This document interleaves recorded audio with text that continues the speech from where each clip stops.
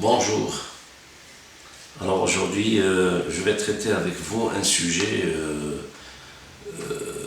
qui s'intitule la conservation des aliments. Alors on va parler de la conservation des aliments. Déjà, je vais donc citer un petit historique sur ces méthodes et ces techniques anciennes de conservation pour parler enfin des conservations modernes que connaît la technologie d'aujourd'hui. Alors la conservation des aliments. La conservation des aliments depuis très très longtemps a touché l'ensemble de la population mondiale parce que tout le monde, à une période donnée de l'année, avait un excès de production et il fallait trouver un système et un moyen pour conserver la partie des récoltes qui a été en excès et qu'on ne pouvait pas à l'époque consommer sur place. Exemple, des agriculteurs, quand ils avaient donc une quantité énorme de fruits de récolte par exemple, ils ont consommé ce qu'ils pouvaient, ils vendaient ce qu'ils pouvaient, mais le reste, malheureusement, il fallait trouver donc des moyens de justement les conserver pour pouvoir les consommer ou les vendre ultérieurement. D'où les méthodes de conservation anciennes. Alors les méthodes de conservation anciennes que l'être humain a connues, on va parler, première technique, c'est le salage.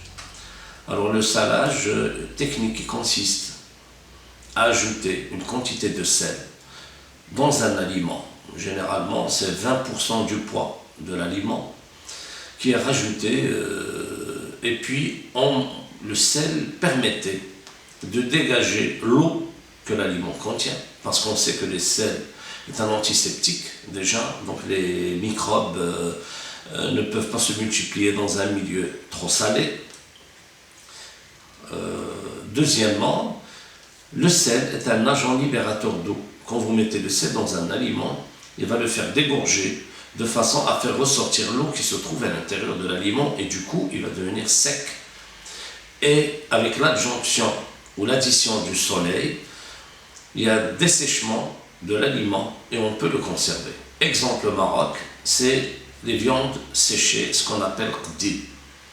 Alors les viandes séchées, c'était une technique de conservation lors de l'Eid Kbir, la fête du mouton. Donc il y a un excès de viande qui se trouvait chez nous, chez les gens, chez les personnes, il fallait les conserver. Ils ont opté à cette technique de conservation. Ça n'existe pas uniquement au Maroc, mais partout dans le monde. Il y a du poisson salé séché également. On le trouve dans les pays où ils ont des productions en Afrique et en Europe. Mais surtout l'Europe, on va parler de la deuxième technique de conservation qui est le fumage. Le fumage, beaucoup plus dans les pays scandinaves, c'est une technique qui consiste beaucoup plus à la chaleur, mais grâce à la fumée de bois. Donc ils mettaient du feu, et avec la fumée de bois, donc ça donnait de la chaleur aux poissons, aux filets de poissons, aux poissons entiers, et ça permettait justement de libérer l'eau qui contient, et en même temps de le conserver. Bien sûr, le poisson va absorber les odeurs de la fumée, et c'est le poisson qu'on connaît aujourd'hui, le poisson fumé, bien qu'aujourd'hui le fumage se fait par des techniques beaucoup plus modernes et beaucoup plus qui respectent justement les normes d'hygiène. Nous parlerons également de la conservation par le sucre. Ça fait aussi des méthodes anciennes. Alors le sucre, j'ai parlé tout à l'heure des agriculteurs qui avaient des fruits. Ils ont opté par une technique, l'adjonction du sucre dans les fruits, ça permettait de conserver les fruits. Parce que le sucre, il joue le même rôle que le sel. C'est un agent libérateur d'eau et aussi il est antiseptique. Une concentration énorme de sucre permet de mieux conserver le produit. Exemple, les confitures qu'on connaît tous, qu'on apprécie tous et qu'on mange tous presque tous les matins. Donc les confitures au départ c'était une méthode de conservation des fruits qui permettait de conserver à une période donnée donc les fruits.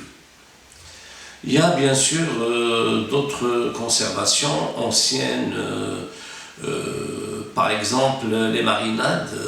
à base, on préparait certaines marinades, mais là, ce sont des conservations à courte durée. Généralement, les marinades, c'était au maximum pour 1 heure, 2 heures, 6 heures, 12 heures, jusqu'à 24 heures de conservation des produits, parce qu'il y a le vinaigre, généralement, il y a des huiles, il y a certains condiments qui permettent aussi, et le sel, bien sûr. En ajoutant ces ingrédients-là à un aliment tel que les viandes, tels que les poissons, eh ben, on pouvait les maintenir pour une conservation, mais vraiment très très courte. Alors là, on passe à la conservation moderne. La conservation moderne, on trouve plusieurs techniques aujourd'hui. Mais les techniques les plus sollicitées, c'est la conservation par le froid. Alors quand on parle de froid, il y a le froid positif, il est compris entre 0 et plus 10 degrés Celsius. Et il y a le froid négatif qui est compris entre 0 et moins 20 degrés Celsius. Alors la conservation par le froid consiste à ralentir les microbes et la multiplication microbienne que l'aliment peut contenir. Et généralement, la conservation dans le froid, 0 plus 10 degrés Celsius, c'est une conservation qui ne doit pas généralement dépasser 6 jours. Et dans le froid négatif, eh ben, c'est une conservation qui peut aller généralement plusieurs mois, selon la qualité et la taille du produit et l'état, bien sûr, des congélateurs où on va stocker ces aliments-là. Alors pourquoi le froid permet de conserver les aliments? Alors comme j'ai dit, les microbes, la famille des microbes déjà, je vais vous donner une petite notion rapide, parce qu'on va expliquer dans une autre émission, je vais parler de la famille des microbes, mais là je vais donner juste un aperçu bref et rapide.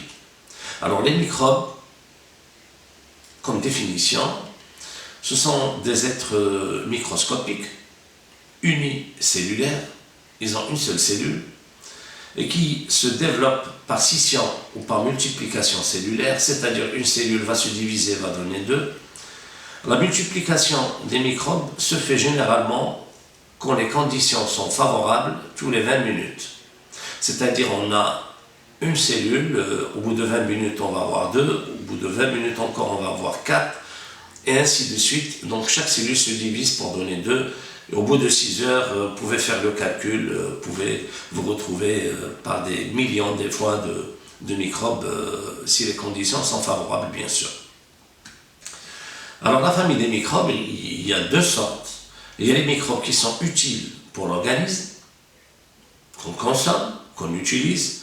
Alors le genre de microbes utiles pour l'organisme, donc il y a les levures. On travaille avec les levures. Au Maroc, il y a la levure boulangère. En Europe, ils ont aussi la levure de bière. Alors les levures, ce sont des microbes, ils font partie des microbes, mais ils sont utiles pour l'organisme, pour la fermentation.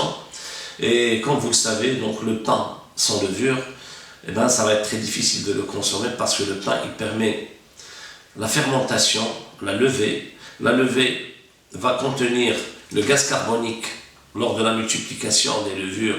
Il dégage le CO2 qui va fermenter le pain et qui va donner l'aspect actuel du pain qui est léger, qu'on peut consommer. Il n'est pas vraiment dur comme on le consommait avant l'utilisation des levures.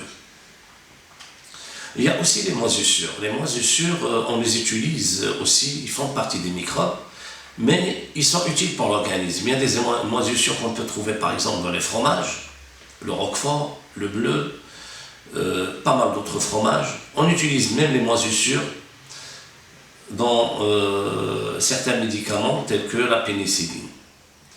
Donc les moisissures sont utiles également pour l'organisme, mais les bactéries ou les microbes qui sont nocifs pour l'organisme, surtout les bactéries, les virus et les parasites.